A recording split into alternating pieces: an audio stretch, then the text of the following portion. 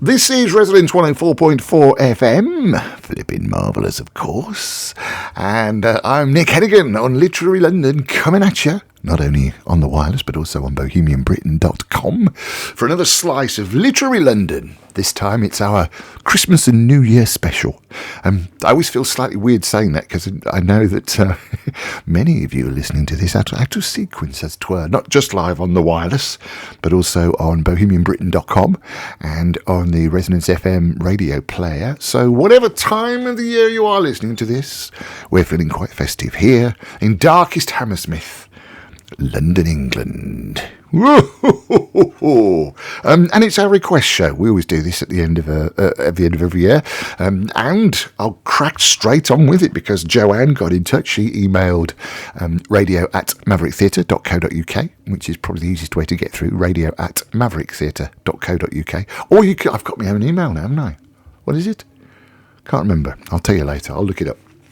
Yeah, that's how excited I am about it. But Joanne got in touch and she said, I love this time of year. I love your show. Thank you very much, Joanne. That's very kind. She's in Chelsea, in London. And she said, could you play that beautiful rendition by Dylan Thomas talking about his childhood in Wales? It always makes me feel very warm, cosy and nostalgic. She said, also, Cerys Matthews does a poem that you play sometimes. And I love that too. Wow. What can I say, Joanne? Here they both are.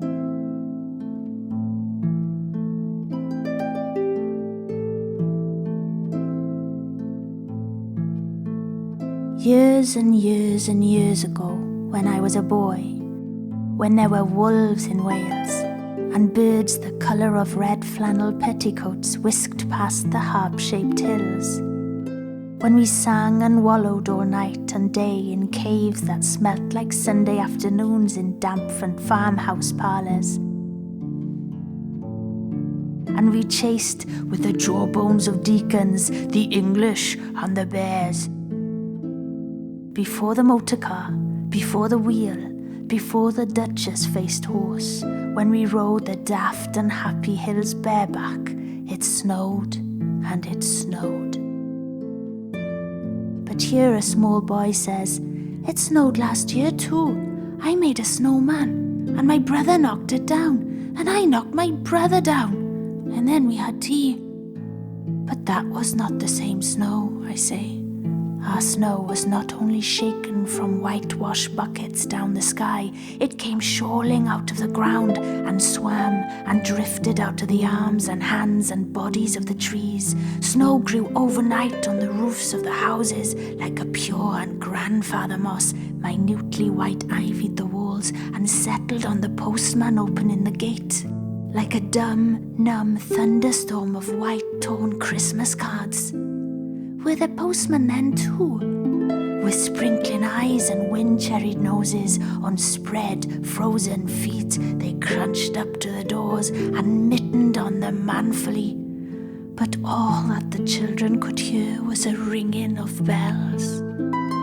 You mean that the postman went rat-a-tat-tat and the doors rang? I mean that the bells that the children could hear were inside them. I only hear thunder sometimes, never bells. There were church bells too. Inside them? No, in the bat, black, snow-white belfries tugged by bishops and storks. And they rang their tidings over the bandaged town, over the frozen foam of the powder and ice cream hills, over the crackling sea. It seemed that all the churches boomed for joy under my window, and the weathercocks crew for Christmas on our fence. Get back to the postmen.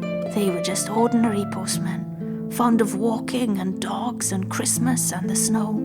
They knocked on the doors with blue knuckles. Ours has got a black knocker. And then they stood on the white welcome mat in the little drifted porches and huffed and puffed, making ghosts with their breath, and jogged from foot to foot like small boys wanted to go out. And then the presents after the Christmas box. And the cold postman, with a rose on his button nose, tingled down the tea-tray slithered run of the chilly glinting hill.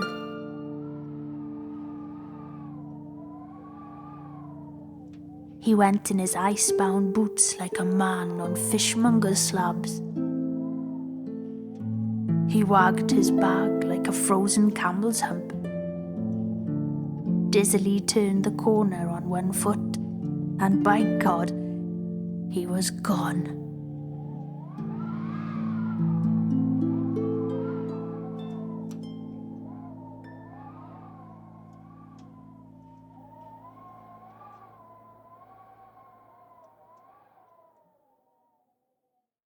You've got to let the wind blow out, haven't you? Yes, that was Cerys Matthews and her from A Child's Christmas, Poems and Tiger Eggs. That was called years and years ago, and it was based on this by Dylan Thomas, which Joanne from Chelsea has asked for. This is great. It's A Child's Christmas in Wales on Resonance 104.4 FM and bohemianbritain.com.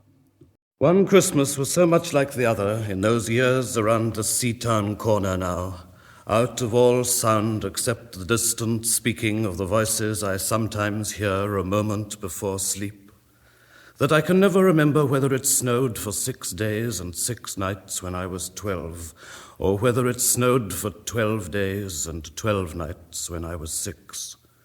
All the Christmases roll down towards the two-tongued sea like a cold and headlong moon bundling down the sky that was our street. And they stop at the rim of the ice-edged, fish-freezing waves, and I plunge my hands in the snow and bring out whatever I can find. In goes my hand into that wool-white, bell-tongued ball of holidays resting at the rim of the carol-singing sea. And out come Mrs. Prothero and the firemen. It was on the afternoon of the day of Christmas Eve, and I was in Mrs. Prothero's garden waiting for Cats with her son Jim. It was snowing. It was always snowing at Christmas. December, in my memory, as white as Lapland, although there were no reindeers. But there were cats. Patient, cold, and callous, our hands wrapped in socks, we waited to snowball the cats. Sleek and long as jaguars and horrible-whiskered, spitting and snarling, they would slide and sidle over the white back garden walls, and the lynx-eyed hunters, Jim and I, fur-capped and moccasined trappers from Hudson Bay off Mumbles Road, would hurl our deadly snowballs at the green of their eyes. The wise cats never appeared. We were so still, Eskimo-footed Arctic marksmen in the muffling silence of the eternal snows, eternal ever since Wednesday, that we never heard Mrs. Prothero's first cry from her igloo at the bottom of the garden, or if we heard it at all, it was to us like the far-off challenge of our enemy and prey, the neighbor's polar cat. But soon the voice grew louder. "Fire!" cried Mrs. Prothero, and she beat the dinner gong. And we ran down the garden with the snowballs in our arms towards the house, and smoke indeed was pouring out of the dining room, and the gong was bombolating, and Mrs. Prothero was announcing ruin like a town crier in Pompeii. This was better than all the cats in Wales standing on the wall in a row. We bounded into the house laden with snowballs and stopped at the open door of the smoke-filled room. Something was burning, all right. Perhaps it was Mr. Prothero, who always slept there after midday dinner with a newspaper over his face. But he was standing in the middle of the room saying, "A fine Christmas," and smacking at the smoke with a slipper. "Call the fire brigade," cried Mrs. Prothero as she beat the gong. "They won't be here," said Mr. Prothero. "It's Christmas." There was no fire to be seen, only clouds of smoke, and Mr. Prothero standing in the middle of them, waving his slipper as though he were conducting. "Do something," he said, and we threw all our snowballs into the smoke. I think we missed Mr. Prothero, and ran out of the house to the telephone box. "Let's call the police as well," Jim said, "and the ambulance. And Ernie Jenkins, he likes fires." But we only called the fire brigade, and soon the fire engine came, and 3 tall men in helmets brought a hose into the house, and Mr. Prothero got out just in time before they turned it on. Nobody could have had a noisier Christmas Eve. And when the fireman turned off the hose and was standing in the wet, smoky room, Jim's aunt, Miss Prothero, came downstairs and peered in at them. Jim and I waited very quietly to hear what she would say to them. She said the right thing, always. She looked at the 3 tall firemen in their shining helmets, standing among the smoke and cinders and dissolving snowballs, and she said, "Would you like anything to read?" Years and years ago, when I was a boy, when there were wolves in Wales and birds the colour of red flannel petticoats whisked past the harp-shaped hills, when we sang and wallowed all night and day in caves that smelt like Sunday afternoons, in damp front farmhouse parlours, and we chased with the jawbones of deacons the English and the bears. Before the motor car, before the wheel, before the Duchess-faced horse, when we rode the daft and happy hills bareback, it snowed and it snowed. But here a small boy says, "It snowed last year too. I made a snowman and my brother knocked it down, and I knocked my brother down, and then we had tea." But that was not the same snow, I say. Our snow was not only shaken from whitewashed buckets down the sky, it came shawling out of the ground and swam and drifted out of the arms and hands and bodies of the trees. Snow grew overnight on the roofs of the houses like a pure and grandfather moss, minutely ivied the walls and settled on the postman opening the gate like a dumb, numb thunderstorm of white, torn Christmas cards. Were there postmen then, too? With sprinkling eyes and wind-cherried noses, on spread frozen feet, they crunched up to the doors and mittened on them manfully. But all that the children could hear was a ringing of bells. "You mean that the postman went rat-a-tat-tat and the doors rang?" "I mean that the bells that the children could hear were inside them. I only hear thunder sometimes, never bells. There were church bells, too. Inside them? No, in the bat-black, snow-white belfries tugged by bishops and storks. cooks, and they rang their tidings over the bandaged town, over the frozen foam of the powder and ice cream hills, over the crackling sea. It seemed that all the churches boomed for joy under my window, and the weathercocks crew for Christmas on our fence. Get back to the postmen. They were just ordinary postmen, fond of walking and dogs and Christmas and the snow. They knocked on the doors with blue knuckles. Ours has got a black knocker. And then they stood on the white welcome mat in the little drifted porches and huffed and puffed, making ghosts with their breath, and jogged from foot to foot like small boys wanting to go out. And then the presents, and then the presents after the Christmas box. And the cold postman with a rose on his button nose tingled down the tea-tray slithered run of the chilly, glinting hill. He went in his ice-bound boots like a man on fishmonger's slabs. He wagged his bag like a frozen camel's hump, dizzily turned the corner on one foot, and by God he was gone. Get back to the presents. There were the useful presents, engulfing mufflers of the old coach days, and mittens made for giant sloths. Zebra scarves of a substance like silky gum that could be tug-o-war down to the galoshes. Blinding tam-o'-shanters like patchwork tea cozies, and bunny-suited busbies and balaclavas for victims of head-shrinking tribes. From aunts who always wore wool next to the skin, there were moustached and rasping vests that made you wonder why the aunts had any skin left at all. And once I had a little crocheted nose-bag from an aunt now, alas, no longer whinnying with us. And pictureless books in which small boys, though warned with quotations not to, would skate on Farmer Giles's pond and did and drowned. And books that told me everything about the wasp, except why. Go on to the useless presents. Bags of moist and many-colored jelly babies, and a folded flag and a false nose and a tram conductor's cap, and a machine that punched tickets and rang a bell, never a catapult. Once, by a mistake that no one could explain, a little hatchet, and a celluloid duck that made, when you pressed it, a most unduck-like sound, a mewing moo that an ambitious cat might make who wished to be a cow. And a painting book in which I could make the grass, the trees, the sea, and the animals any color I please. And still the dazzling sky-blue sheep are grazing in the red field under the rainbow-billed and pea-green birds. Hard-boileds, toffee, fudge, and all sorts, crunches, cracknel, humbugs, glaciers, marzipan, and butter Welsh for the Welsh.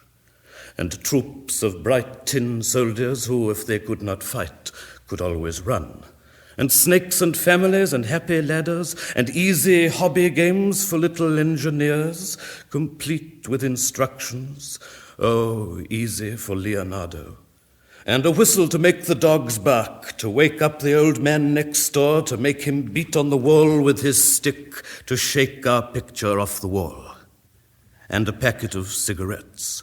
You put one in your mouth, and you stood at the corner of the street, and you waited for hours in vain for an old lady to scold you for smoking a cigarette, and then, with a smirk, you ate it. And then it was breakfast under the balloons. Were there uncles like in our house? There are always uncles at Christmas, the same uncles.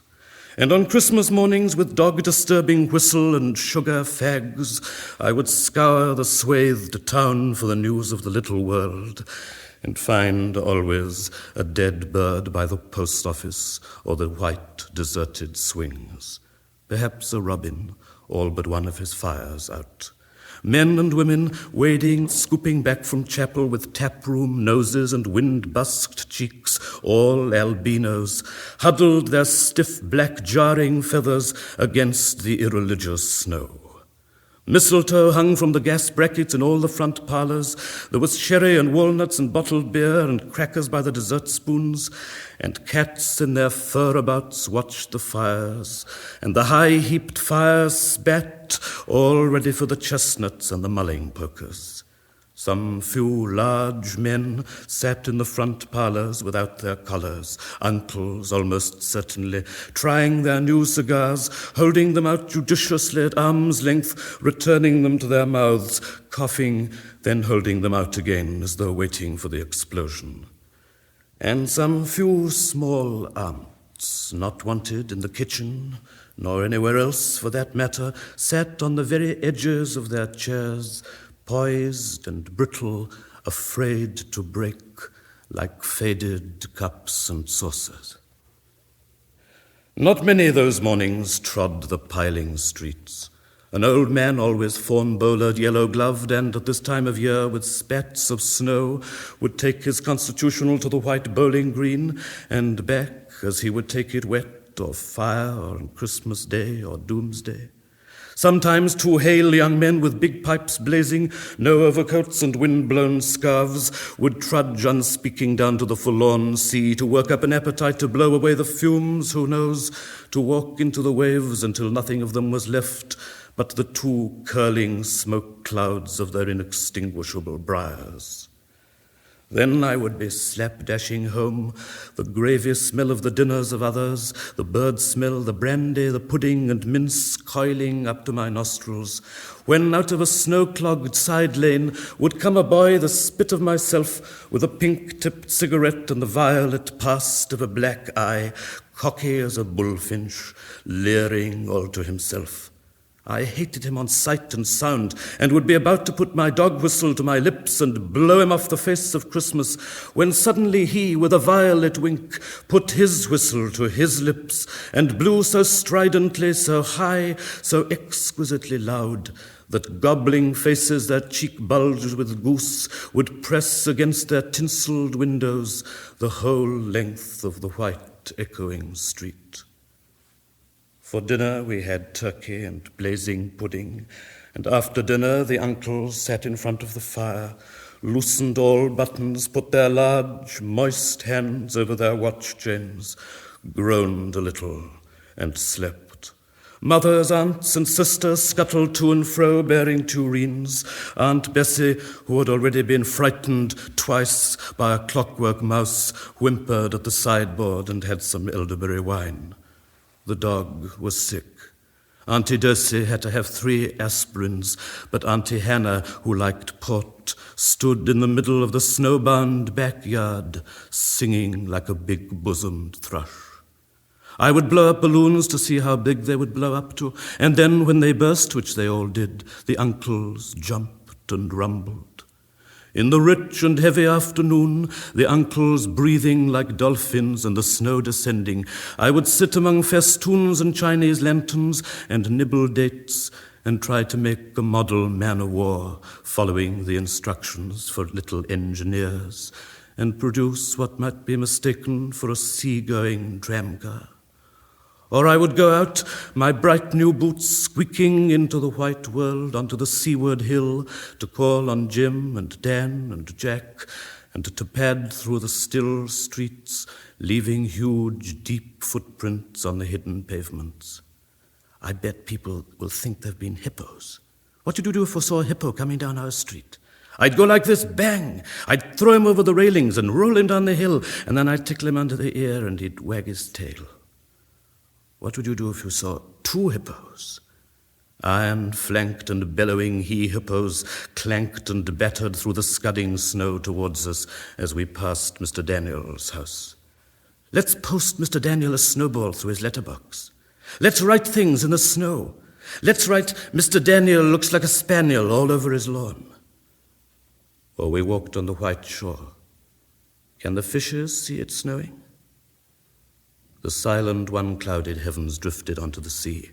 Now we were snow-blind travelers lost on the north hills, and vast dew-lapped dogs with flasks round their necks ambled and shambled up to us, baying Excelsior. We returned home through the poor streets, wherein their few children fumbled with bare red fingers in the wheel-rutted snow, and cat-called after us, their voices fading away as we trudged uphill into the cries of the dock birds and the hooting of ships out in the whirling bay. And then at tea, the recovered uncles would be jolly, and the ice cake loomed in the center of the table like a marble grave. Auntie Hannah laced her tea with rum, because it was only once a year. Bring out the tall tales now that we told by the fire as the gaslight bubbled like a diver. Ghosts wooed like owls in the long nights when I dared not look over my shoulder. Animals lurked in the cubbyhole under the stairs where the gas meter ticked. And I remember that we went singing carols once when there wasn't the shaving of a moon to light the flying streets. At the end of a long road was a drive that led to a large house. And we stumbled up the darkness of the drive that night, each one of us afraid, each one holding a stone in his hand in case, and all of us too brave to say a word. The wind through the trees made noises as of old and unpleasant and maybe web-footed men wheezing in caves. We reached the black bulk of the house. What shall we give them? Hark the herald? No, Jack said. Good King Wenceslas, I'll count 3.